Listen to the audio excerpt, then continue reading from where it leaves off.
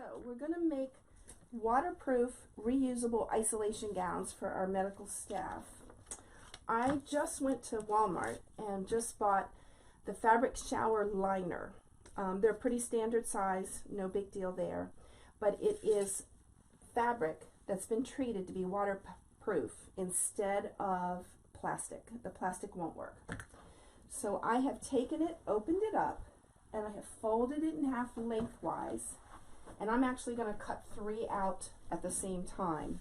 But let me just show you what I did. I folded it exactly in half, and all of the finished side edges of the shower curtain liner are lined up, and it goes right across the top like that.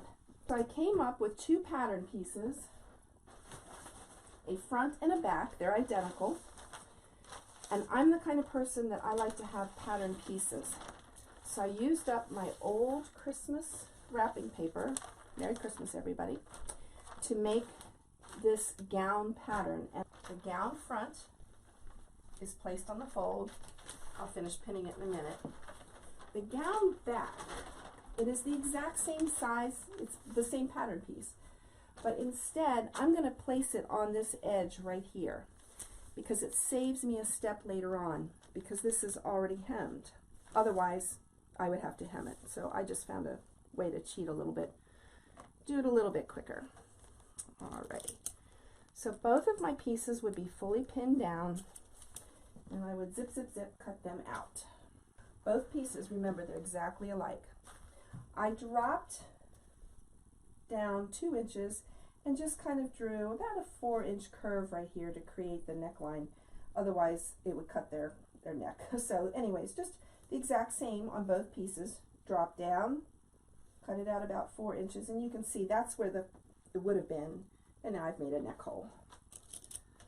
Okay, so now this is the gown back, and there would be 2 pieces for each gown back.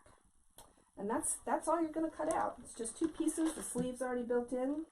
So I'm going to undo these, pin some pieces together, and we can start sewing. So I have my 2 shoulder seams pinned together, and I'm going to sew each of these seams across. While I have this in my pins here, I'm going to go ahead and pin my side seam a little bit, and then I'll show you where we're sewing those.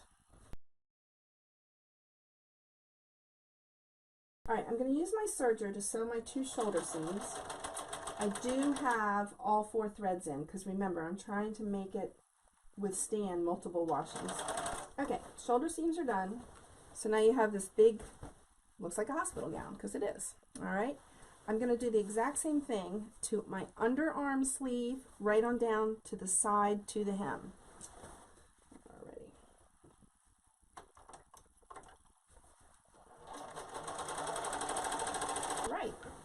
We have a hospital gown, or an isolation gown for caregivers, 2 arms.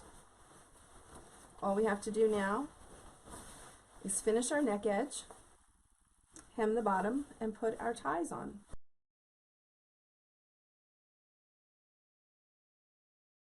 So you can do 2 kinds of cuffs. You can make a casing, you know, turn under the raw edge, turn it under again and stitch it in place, and then run your elastic through there.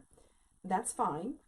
It does have to have some kind of elastic or closure so that it's tight around their wrist and can go inside their exam gloves. I opted to use some rib knit, and I just sewed the 2 edges together, just like you see on your sweatshirts. And this I found, it worked for me, but you could do whichever one you wanted. I've done a couple with elastic, and I've done a couple with the rib knit. There was no right or wrong. You have your seam here, and then I marked the other side, the other center directly across, and then I just line them right up with the 2 seams. It makes it easy peasy. And I go right over top of where I started, and I just overlap a little bit, because again, remember, I'm trying to make it last. And here you would have one of the cuffs, so they would put their hand in, and boom, they have their cuff. And what happens is this is a little trimmer, so when they put their gloves on, she said it makes it easy to slide the gloves up on over top of this by having this cuff here. Okay? I think it's easiest if we use bias tape, double fold bias tape. So what I did, I got double fold bias tape, 1/2 inch wide, and I cut these. Let me see if this is one I've already cut. Let's see here. Yep, I cut it 42 inches long. And set up, I'm just using a basic straight stitch. And remember, I'm just going to sew right along that edge to close that up. And again, it is going to be washed and laundered and tossed and so forth. Okay, so I'm just going to run this across. This is closing up the bias tape and turning it into a necktie. And really, this is the only one I pinned, the first one on, just so that it is lined up about where I want it to be.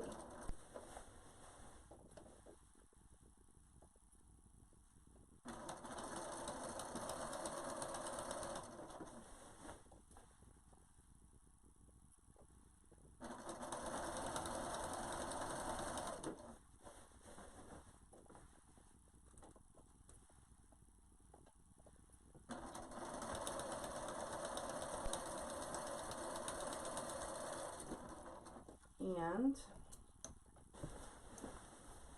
there we have our neck on our gown.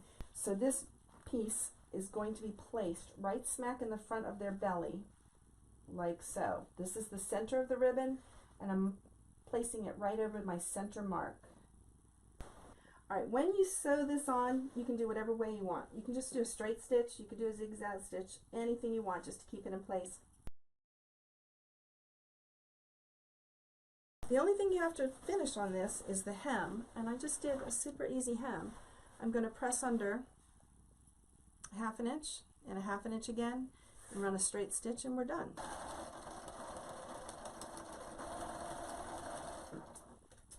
And that's the end of it. That's the completed gown.